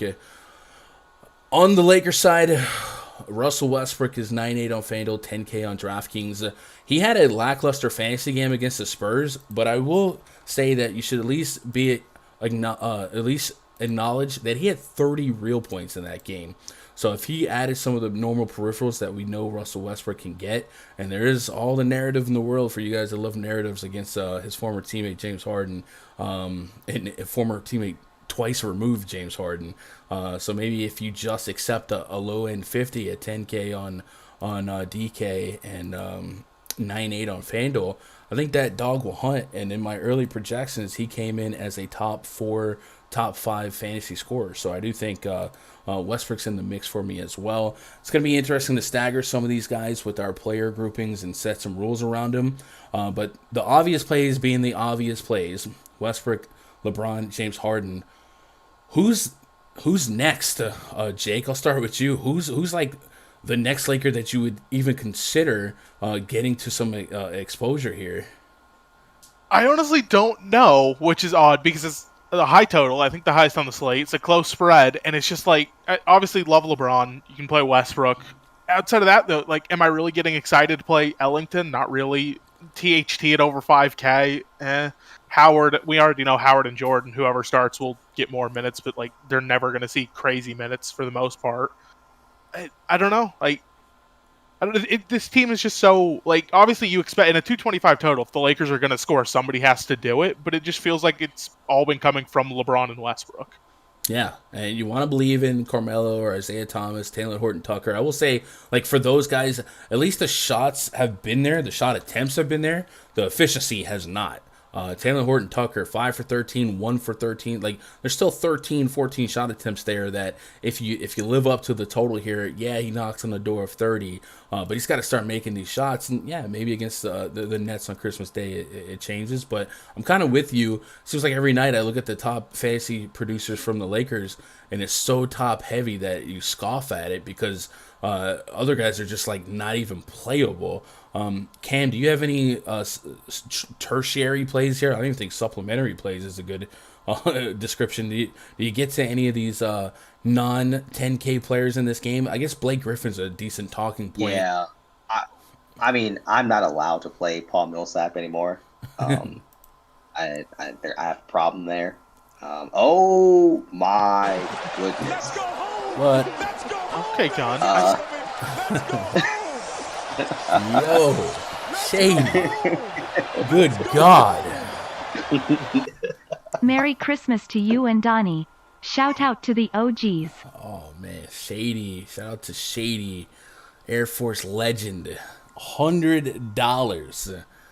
Whew. That's crazy. Shady, you are insane, bro.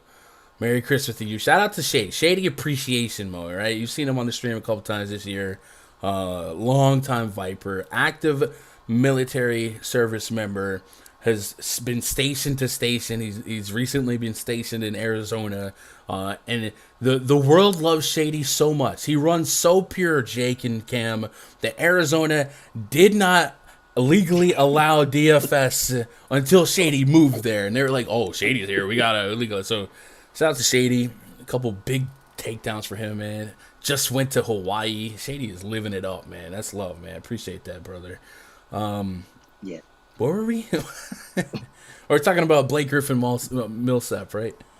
Yeah. I mean, so I saw a question in there that was, would Robert Williams be chalk?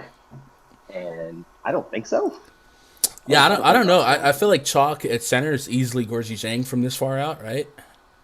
Right. And then everything else is probably just happenstance. I don't know that Robert Williams picks up a lot of steam unless for sure Horford got rolled out or something like that. But even then, like we've seen that same scenario and Williams hasn't been massively owned. So chalk's probably a stretch, but I don't think it would be a secret, Right. but I don't think he would be 35%. Right. I mean, I hate myself for saying it, but Dwight Howard, like, Someone- yeah. someone's gonna have to get boards. Someone. Per minute, I love if like Dwight Howard's been a guy that I'll play happily per minute, but the minutes are easier said than done. So like at nearly 5K, I probably want that 30 fantasy point potential. 22, 23 minutes this last couple games. Did start over DJ that last game. I can't feel confident about it, but yeah, I would say per minute. Like if you. I don't know. I saw a tweet the other day. I think Jake might appreciate this. Is angry Lakers fan said that DeAndre Jordan is suspiciously immune to COVID, and I started thinking about it, and it's just like all these people, like DeAndre Jordan has never been like on that. I don't know, man. DeAndre is the cure. Okay, so does Westy go off with the narrative of having his best friend back with him? I think he's a strong play no matter what. Like I said, just drop 30 real points. And if you're playing Westbrook, you're not banking on 30 real points. But yeah, this is coming down to him and LeBron James. And then it's coming down to, can we fill in some peripherals? The rebounds will definitely be there against this short-staffed Nets team. And I think this is a real shootout, a potential track meet. Lakers running the fastest pace in basketball, or a top 2 pace in basketball. And Harden will pick up the slack here. And no Kevin Durant, no Aldridge, no guys in that front court. Is Claxton still dead? No, he's back. He's so back? you say Okay. short-staffed. I don't really think they are short-staffed anymore because No. all the guys that are out for COVID are the guys outside of Durant, are the guys they brought in for the other guys who had COVID. They're not short-staffed. They're just short-staffed people who suck. Because yeah, they have Griffin, Claxton is back, Nectat is back, Bruce Brown is back, Bembry is back, Harden is back. Yeah, Claxton's a guy I think could get some minutes here. I guess we'll see. I guess we'll see what that starting lineup looks like then, right? Because Blake could start at the 4, Claxton at the 5, and then I don't expect a lot of 20-plus minute guys off the bench, other than maybe like a Bruce Brown. But yeah, Bembry could fill a role here, and we've seen some sneaky games out of Bembry. Maybe he's somebody that is getting lost in the sauce, and he could pick up extra peripherals with this pace. I know he bailed me out on Fanduel a couple slates earlier this season. 34 against Phoenix, 31 against Boston. So he does have that in him. And then yeah, with no Kevin Durant, Aaron opportunity does exist. So maybe I look his way. But yeah, I guess I would like to know what their plan is for that front court. If Blake starts at the 4 and Claxton starts at the 5, I could still justify getting to both of them and kind of expecting deeper minutes there for both of them. But if they did roll out a lineup where James Johnson started at the 4, then I start getting a little bit more concerned about appropriately projecting people for minutes. So I guess I'll revisit the question. Other than James Harden here, Jake, who's front end, secondary, tertiary guys for you on the Nets? I really wish this game was first because it would be really nice to have that starting lineup. Obviously, we won't with it being 8 hours after lock. Mm-hmm. Griffin's interesting, although I do worry a little bit about all the bigs being back outside of LMA, and that 2 of his last 3 games he's had 6 assists to get like decent scores, and obviously Harden's going to come back and dominate the ball, especially from that standpoint. I'm curious with like a Bembry or a Bruce Brown, but I don't think either of them are great plays, but I think they're in the pool value guys to fill it out. And then Claxton at 4,500 with no LMA is interesting, but if he doesn't start, does he just play 17 minutes like he has been? That would be the concern. Yeah, was that last? I don't know. I know there was a game where he had like an in-game injury scare, so I mean that's something to worry about. And He then missed the game with a rest, yeah, but he's had a week because of their COVID postponements. 26, 27. Yeah, and per minute, like I do like centers against the Lakers right now. Lakers are giving up one of the most amount of points in the paint in the league, and we know Harden can run a pick and roll with a center that can dunk. If we go to points in the paint allowed this season, the Lakers are top 6, top 7. So, yeah, I guess I would like to get some access to some of the whoever the center would be, but we may not have the information. So I guess we got to stay flexible, stay on our toes to get that going. Blake Griffin, if we all agree at 30 minutes of Blake Griffin, it's 5,600 on DraftKings. Confidence level in that, netting us a shot at 30 fantasy points. I would say low for me. The last couple games we got to keep in mind are without KD and Harden, and he's playing out there with a bunch of nobodies. We've definitely seen Blake Griffin get some cardio in this season, but with them, maybe leaning on him a little bit more in that front court. He's a guy that does chuck threes. Would you say tier 3 is the fairest outcome for Blake Griffin exposure, Jake? That's probably about where I'd put him. With like I said, he's gotten 6 assists in 2 of his last 3. Harden's back. He's going to control the ball. And maybe James Johnson eats into his minutes, and we don't get the 33 minutes too. We don't know. Yeah. So yeah, I want him in the pool, but I don't. He's not a top end play for me. I'm with that. All right. Wait, okay, I forgot to say. Fish said that if we get to 70 likes, he will donate a week pass. 70 likes Yeah. and a week pass giveaway. I can get down with that. Shout out to Fish. Right, y'all. He said that a while ago, but I forgot because y'all just wouldn't stop talking, and I didn't have a break, so like I couldn't say it. But yeah, if y'all get to 70 likes, Fish fan will donate a week pass. I forgot y'all can't see me anymore. I was literally okay. Where are we at on likes right now? 53.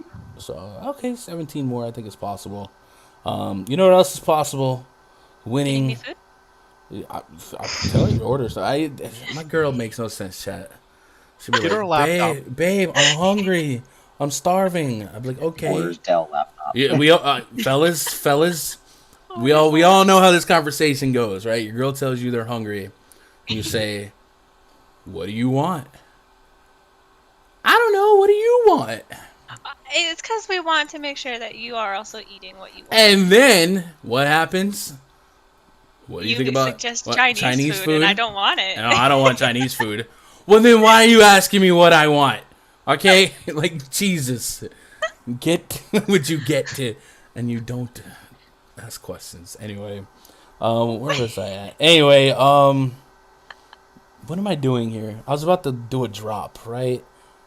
What? Oh, anything is possible. You know what's possible? Winning money on PrizePicks.com. It's so easy, even Raj can do it, right? Raj has back-to-back nights of 1K hits. And for those of you that hang out in the Discord, you know how funny it is to say that. Because we like to meme him as the cooler, but he's been out here dominating. And maybe that's a product of how soft NBA DFS is right now with all this COVID news. Like I said, if you grind it, you stay on top of it, you can make some money right now. So if you haven't been on PrizePicks, you should definitely... check out PrizePicks. I'm trying to find I got the stream deck here, and where's the drop? Display capture. Let's turn that off. There we go. Boom. There's the drop. Oh crap. Now you guys are hiding the PrizePicks. Let me oh. Anyway, use code GUNDACKER when you sign up. They will match your first deposit up to $100. And if you do that, tonight, you can take advantage of a couple of promotional props. They have Julius Randle over half a real point, right? Is that still live? And then Yes, tomorrow, I don't think I can say it yet. I think they asked me not to say what it is tomorrow, but I'll just say tomorrow there's another half a point prop projection coming. That you guys are going to want to take, and it's going to be a free square. So every now and then they do this thing where they give us some of these free free shots at money, and you can anchor some of your picks. Now there's a dollar limit on what you can put on some of those, but yeah, I think you guys are gonna enjoy that. Exclamation point PrizePicks in the chat, or I can put this link in the chat. If you guys haven't signed up, highly recommend you doing so. Every day I'm seeing screenshots on Twitter, screenshots in the Discord. Some of you guys that do have time or don't have time to grind out picks and plays, but still want some action, you can simplify your daily approach by going to prizepicks.com and getting a couple picks in. It's kind of like parlays meet prop betting meets DFS, because you can bet fantasy point overs and unders and stuff like that. Window capture. Let's see. Let me click here, and that is the window capture. Boom, there it is. Promo code Gundacker. When you sign up using promo code Gundacker, they'll match your first deposit up to $100. And you don't have to use the whole 100. You can just put $20 in it. They'll make it $40. It's instant playable credit, no slow drip, none of that. There's no reason not to. Let's look at the board today. One of the things that's cool about PrizePicks is it's not just for NBA. It's for really everything. But this is that Julius Randle promo. They project him at 22.5 real points for the next hour and a half. You can bet him to score 1 point. If he scores 1 point, that's a dub. You attach that with something else that we've already talked about. And it doesn't have to just be real points scored. You can bet on rebounds, assists, and my favorite, fantasy points. Kemba Walker's at 36 fantasy points, by the way. But we mentioned Russell Westbrook, James Harden. They have James Harden at 58. That's pretty expensive, but it makes sense. Mitchell Robinson at 25 against Atlanta. I can kind of get behind the over on that. If you guys are in the RunDFS.com VIP, we have this player props tab in the RunDFS.com VIP spreadsheet, and it's designed to be a complement to your daily hunt of picks and edges on PrizePicks. These are based on my projections. So just out of curiosity, where does Mitchell Robinson stand in fantasy point projections? I got him at 27, so it's not an egregious difference. I'm trying to see if anyone that I'm higher on early on and gives us a soft line over here. I don't think so. Maybe Devin Booker, somebody we can get behind. I don't see a Booker line. I guess they're going to drop more picks tomorrow, but I don't see a line on Devin Booker fantasy points, so hopefully they add that. But like I said, it's not just for NBA. Jake is one of the walking testimonies. You could bet any sport: NFL, college football, college basketball, boxing, soccer, and CS:GO, right? And Jake's, please say they put show matches on there. I mean, they have some stuff up here for CS:GO. No, they put real matches. Okay, they just have kills for tomorrow. And Jake's actually got me into sweating some CS:GO stuff. And if you guys maybe didn't live through the pandemic last year and experienced esports at its height for gambling, CS:GO is kind of easy to sweat, and it gets kind of guilty pleasure fun, because some of those CS:GO streams do a great job of showing you like kills for the players you're sweating and stuff like that, and it's just kind of fun. So not saying sign up to bet on CS:GO, but Jake's made a nice little second revenue off of taking PrizePicks CS:GO money. So shout out to Jake. But go get on PrizePicks and chat. If you guys got any great plays, throw them out. Hopefully, as we get closer to tomorrow, more and more lines will open up. In the last couple days, they dropped a search bar. Yeah, and if you type Booker into it, you'll get lines. Oh, do you? Okay. Yeah. Wow, why didn't it just, literally, I scrolled through the page. That's weird. So it's because they don't have fantasy points, but they have all his other stats. Okay, so Devin Booker's at 22.5 real points here, and I have him, Devin Booker. Let me control F Booker. I need a search bar in the spreadsheet for crying out loud. I have Booker at 20, but I don't want to bet that under because I like Booker today. So take advantage of that. Also, if you guys didn't miss the top of, or if you guys missed the top of the stream, if you can play on Yahoo, you should play on Yahoo today. They did this contest on Thanksgiving. We did a YouTube short on this channel. I am not affiliated with Yahoo. I don't get any kickback. But there's two contests that you can play tomorrow and Sunday are literally too good to pass up. Like, you're actually dumb if you don't play these contests. I don't know how else to say it. $1 entry, for instance, today they have the Christmas Baller, 100K to first, a $1 million prize pool. They are literally saying, here's $1 million of Yahoo money that you guys get. There is no rake. There's no non-cash. Anyone who enters this contest will walk away with at least 2x their buy-in. And knowing what I know about the field on Yahoo and historically how their contests have and have not filled, there's already going to be overlay in. Like, I would be stunned if this got to half full. So if you're out there and you can play Yahoo in your state, you need to. This is $1 single entry, 100K to first. So you're not putting your dollar against 150 lineups. Everyone has one bullet to put in there, and somebody is going to turn a buck into a share of 100K. We'll see if it dupes. But not only are they doing that for NBA tomorrow, they're going to do it again for NFL on Sunday. So I can't say it enough. You're dumb if you don't play it. Is that crazy? Is that a crazy statement? It's literally free money. It's literally free money. Like, how often can you turn a risk-free dollar into 100K? Play it. Like, literally play it. Have you heard of NFTs? Oh, no. All right, we'll stop the plugs for now. We'll get into the main event here. Did I miss anything big in the chat here? Got to try PrizePicks. Definitely, like, PrizePicks is a lot of fun. And if you're doing a PrizePicks, I would say don't force yourself to play every day, or don't force yourself to play every line. But a lot of times we are quicker to adjust to the news and the projections than they are. And that's just the way it is. So definitely some edge to be had there. And we're seeing some success in the Discord. Literally every night somebody's out there smashing. Mavericks at the Utah Jazz, your main event tonight.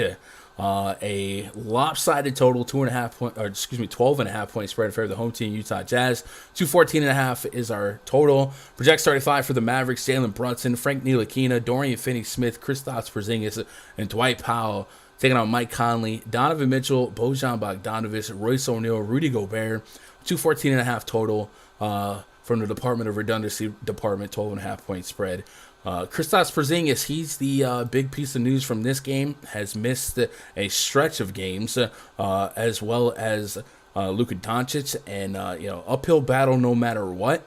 But if he's out here, maybe we lean on some value, even if it's hard to click value. Like the other night, I was pretty pessimistic on Naz Reid being chalk, just because I didn't love the matchup. But sometimes, if you're short-staffed, the minutes will be there, and you can parlay those minutes into a filler fantasy spot. And, maybe we get some back against the wall value from the Dallas Mavericks here. But you talk about news we likely don't have early in the day. I would probably say 9K Kristaps Porzingis, or 87-88 Kristaps Porzingis is a piece of news we're not going to have with much time to budget with. So it's just kind of a hunch. He's dealing with a right toe injury. Last game we saw Sterling Brown start while they went a little bit smaller. Dorian Finney-Smith stretched out. It gets ugly. Jalen Brunson's a guy I like to lean on for deep minutes, and a guy I do think has a little bit of upside per minute, and just per minute, if he got to a fantasy point per minute, he might be somebody to consider. But there's not going to ever be a warm and fuzzy click on this Mavs team today. Even Frank Ntilikina, a guy at under 4K on both sites, if you got him to a 30-plus minute projection, you just don't feel like he smashes that every single time. So I do think this is going to be one of my least exposed games on the slate, and I hate to do it because I am a sucker for the late night hammer, but man, nothing stands out today. Cam is the resident Hawks fan. Well, Jake's the resident Utah fan. Jake, I think Utah gives us a couple more options to like. I think Donovan Mitchell on Fanduel 8,400 pretty often. That's going to spit back 40-plus fantasy points. Gobert has earned this 9K price point. I'm looking for 50-plus fantasy points on a normal day. But in the interest of a hammer, who stands out as your favorite play from this game? Albeit be it from either side, but I would imagine the Utah side feels a little bit better. In a way, it does. There is a Dallas play I like, but unfortunately, it is reliant on news that we will not have for most of the day. I really like Gobert here. Whether it's Powell, whether it's Porzingis, whether it's Marquise Chris, just put him at the free throw line 16 times, that would be great. But Gobert's been great. You said normally you're looking for 50 on a normal slate. This is a smaller slate. He's put up 50 in his last two. He's had more of a role offensively. He's dominated the glass. And if you're a FanDuel person, everyone knows Rudy Gobert, block god, best defensive player ever. But I mean, Gobert's been great. The increased role on offense has basically made him a walking double-double. He puts it on majority of nights. He threatens 20 rebounds most nights. I'm high on Gobert here. No matter who starts, it's the bigs for Dallas. Yeah, I mean, probably would have the highest floor in this game, right? Just even if it is 40, probably that's a little bit more stable than Mitchell. But yeah, I'm with you. I don't mind overpaying for some floor on a couple spots here, and center hasn't been the deepest, so I can co-sign that. Who's the guy that you like if Porzingis is out? If you knew Porzingis is down right now, who's that curious click for you? Well, he's actually, you mentioned him for very shortly. He's not actually in the spreadsheet, though. If I told you there was a sub-4K player who's seen over 30 DKP in his last two games and over 33 minutes in both of them, would you be interested? Perhaps. Is it a Brandon Knight? No, it is Sterling Brown. Sterling. Oh yeah, he was in the starting lineup. All in there. He started the last two, or last one. I don't know if it's been the last two. He's been just collecting boards, double digits in both of his last two games, and it's because he's playing like he's had to fill in at the 3, at the 4, maybe even at the 5 if they go small with DFS at the 5 or at the 4. So it's just, but if Porzingis is in, I imagine those minutes go right back down into like the 15 to 20 range. Yeah, I think that also takes him off the top from Ntilikina, so maybe Brown still gets in there. And then even if Porzingis is in, I don't know that the spread goes too low here. It could still get lopsided, and they could just still throw him out there to absorb some minutes here. So I definitely like the call. The rebounds would probably take a hit, right? That's probably what to watch for. But yeah, real points, double-doubles in back-to-back game. Pace is a little stronger against Milwaukee without Giannis, without Bobby Portis. The rebounds were a little bit more prevalent, and Minnesota was down bad themselves. So I don't hate the call. I think the price is there. And, you mentioned a bunch of really fun plays at under 4K, Sterling Brown, Gary Payton, and then we might have a Skylar Mays or somebody like that might be an uncomfortable click. But if there's no right, potentially, Reddish could be iffy. Yeah, there's plenty of flimsy but high minute potential value coming our way.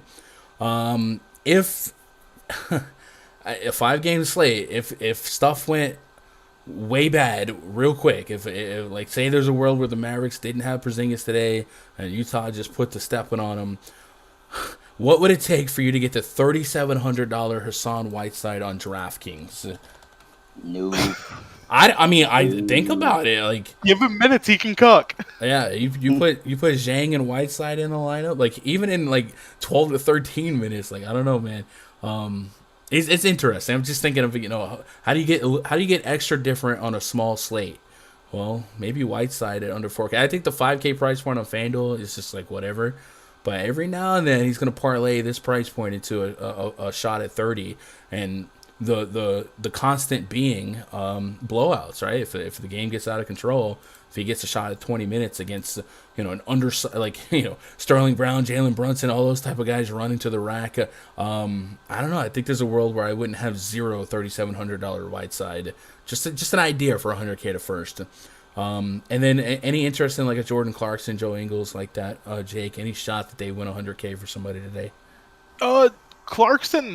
Clarkson's always interesting just because if he goes off for 30 real points, if he gets hot, he just hasn't been playing a ton of minutes. Like, I can't think of the last time Clarkson's hit 30 minutes. He's kind of just been hovering low to mid-20s.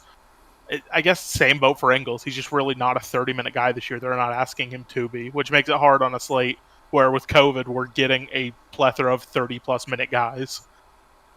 Yeah, I'm in full agreement with that. Cam, do you have any secret plays here? I was going to ask about someone who I have a problem not playing. Jake, how do you feel about Royce O'Neal today? I never know what to do with Royce. He's always cheap. He does nothing except for occasionally grab rebounds and get stocks. If he gets you 20, 25. I mean, he's been living at like 20 because he's good for a couple of rebounds. He's been getting a couple assists. He normally gets a couple steals, but I don't know. It's just if he ever gets off from 3. He's getting 30 minutes. He is. Yeah, no, that would just be so massive if he did get a big run here. My boy Fish Fan, he said he was going to sponsor a week pass giveaway if we got to 70 likes. I think we're going to bleed there, but go ahead and get him there. And we'll We're do at this. 68. We're at 68. Oh, almost nice. Let's add this giveaway, and then we will do a week pass giveaway for RunDFS.com, and then somebody will win free access for tomorrow. What did I just do wrong? I clicked something and it cleared out. No active giveaway. Giveaways. Click. Add giveaway. Custom. Alright. RunDFS.com week pass. Permission. Everybody. We'll do a 5-minute counter on this one. You guys know the drill. You type the keyword in chat. It will make you eligible to win. You'll get basically a raffle ticket. And we'll have it draw Run DFS week pass ad.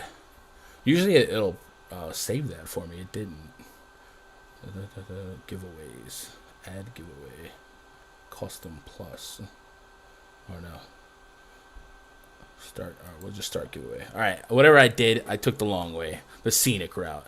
Anyway, chat, while you guys are entering for a week pass giveaway, I'll explain what the heck the week pass even is. If you go to rundfs.com, we got a lot of cool stuff going on, a lot of big winners lately. But as we change from 2021 to 2022, a lot of year pass memberships are up, and a lot of you guys can renew, get into the next year. We have week passes, 2-week passes, month passes, all that good stuff. But the best bang for your buck, I think, that we've ever done is going to come down to the $649 2022 year pass. It comes with a $150 credit to Fantasy Cruncher.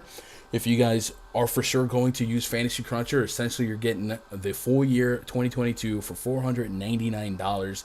That's less than $43 a month, and that's just insane. That's going to be professional coverage for NBA, NFL, and MLB. And like I said, MLB, man, I'm a different breed. So if you guys have been intimidated by baseball in the past, advanced metrics, variance, all those scary words, the spreadsheet that we've created and developed over the course of the last half decade to really use all those metrics and predictive metrics to create an easy to consume, absorb, and understand daily approach to every MLB slate. I think it'll change your perspective here. And that bomb detector, man, it's gotten a little bit of a infamous reputation at this point. It's pretty scary how popping that thing can be. So if you guys want to lock in for a year, let my daily grind ease your daily grind. Every day, with the exceptions of most of Sundays, I'll give you main slate coverage for all the main sports that I cover. And then if you're in that Discord, man, they're playing everything. They're playing college sports, they're playing golf, they're playing esports and NASCAR as well. So you'll have some access to a community grinding a little bit of everything. But I will for sure guarantee coverage for the main slate. So check that out. Good way to support the stream, support the site, get something in return. And if you do get a membership, you have to get into the Discord. The premium Discord is where it's at, 24/7 premium chat, pre-lock voice chats, all that good stuff. I'm telling you, it'll definitely change the way you approach DFS. Having a crew of guys keeping their head on the swivel, making your decision-making process and really just your strategy thought process be sharper and sharper every day. Cats winning at all levels. Yesterday we saw a Fish Fan bink for 5K. We've got Always Be Placing, who has won 2 milli makers in the last year in there. And we got guys grinding quarter arcades, ladies grinding the quarter arcades, single entries, 3 maxes, PrizePicks, Fanduel, DraftKings. No matter where you're at, there's somebody in there for you to connect with. So check that out. Now that that's out of the way, a couple more minutes for you guys to enter, 3 more minutes to be exact, to win this raffle. Is there any topical questions based on this slate before we move on? How do you enter? Okay, Frank. Also, to enter, if you're out there wondering, you have to follow the channel. We're trying to get to 6K subscribers on this channel, so if that red subscribe button is nice, bright, and red, go ahead and click that, and it's free to join in here. We'll have every weekday stream coverage for these NBA main slates for the foreseeable future. Fish Fan says Booker over 2.5 free throws, maybe. I can get behind that. I don't mind that. All right, here's a fun question. Jake and Cam. From where we're standing right now, if you had to start your lineup, Jake, I know you're more of a DraftKings. Cam, are you more of a Fanduel? Yeah. All right. So think of this, Jake. If you had to start your lineup with 3 players and go from there, who would it be? Same question for you, Cam, and while you guys discuss that, I think for me, from a Fanduel standpoint, I guess it would have to be Kemba. If I don't know, man, Kemba it's going to be such a talking point if RJ Barrett is in. I guess it would come down to who starts. But the guys that I really want to anchor my day around, that I know is going to give me a high floor, high ceiling, I think I really like to run this Harden at LeBron combo. And then Gorgie Zhang, right? Like, I think that's going to be the basic approach to the slate for maybe both sides, but especially on FanDuel. Gorgie Zhang being bare bones mid-priced. If I ran that as is, it's 59 per. I find a couple of those 3K specials, and I think that's how I start a 3-headed monster. What are you thinking, Cam? I'm probably going to start with Jaylen Brown at small forwards, specifically there. Yeah. I just think that price tag is just abysmal. I agree. Him and Devin Booker, man, you know? Yeah, it's going to be really hard, but I think I start, and I think that, I know you asked for one. I'm usually a single entry or 3 entry max kind of guy.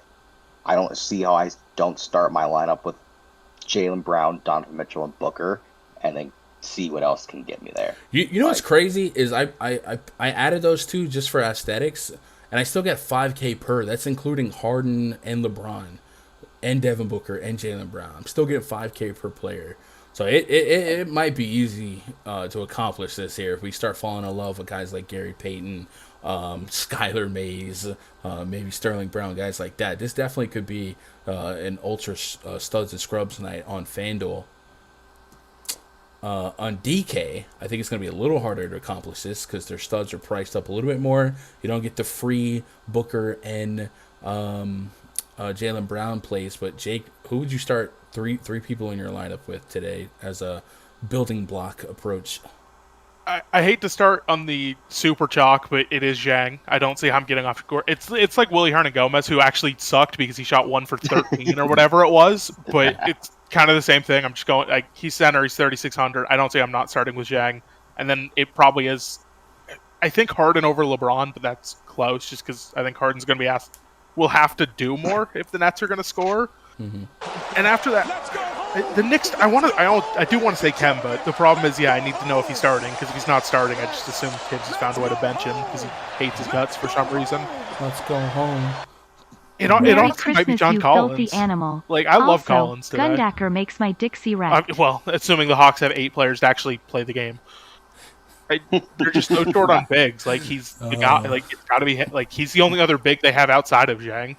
Jake, you couldn't hear it on your end, but as you were touting John Collins, the robot, the text to speech on the dono there, just my Dixie. Yeah, it says some. Oh no! So that's got to be one of the weirdest tout moments in DFS history. There, Gundacker makes my play John Collins. So yeah, Collins definitely, if he stays out of foul trouble, the need for him to get there, and like you said, Kemba Walker, man, it just seems it would be so dumb for him to get relegated again after his last couple games. And the ironic thing is they lost, right? Like, for the big game that he put up, they still took a L. But he was one of the only players with a positive plus minus. But yeah, if it was me making the decisions, I'd try a Burks, a Fournier, one of those guys off the bench, and let Kemba keep on going because I don't know, like, at least against the Hawks. No offense to Cam, but this Hawks team should not. They should not be competitive. They shouldn't be playing this game, but whatever. I think you could put a college point guard out there, and they might drop 35 real points.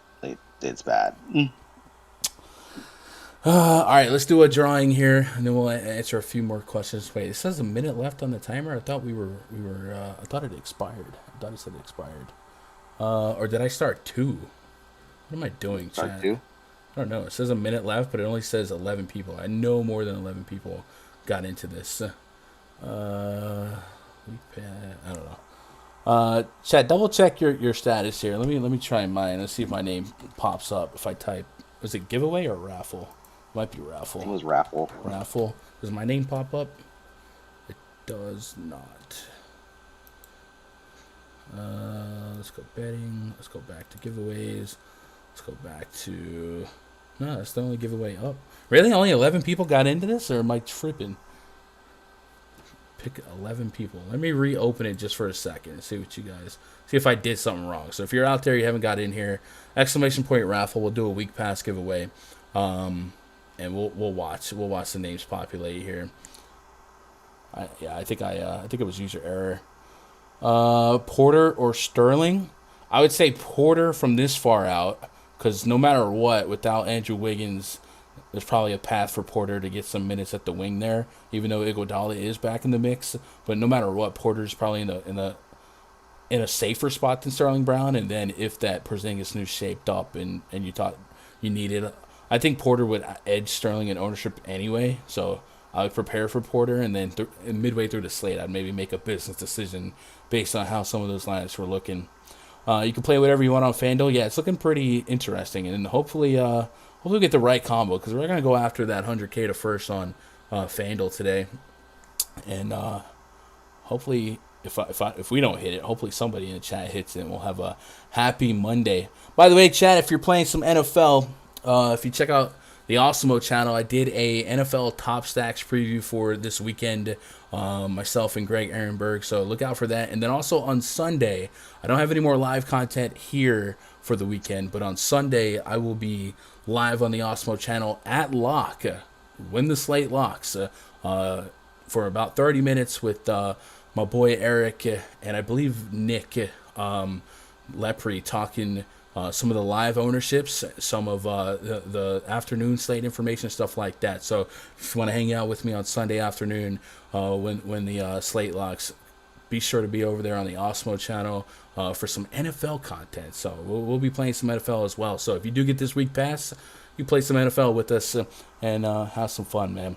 All right, I think we're good. I think we're at 18 entries. Let's go ahead and close it, and let's pick a winner.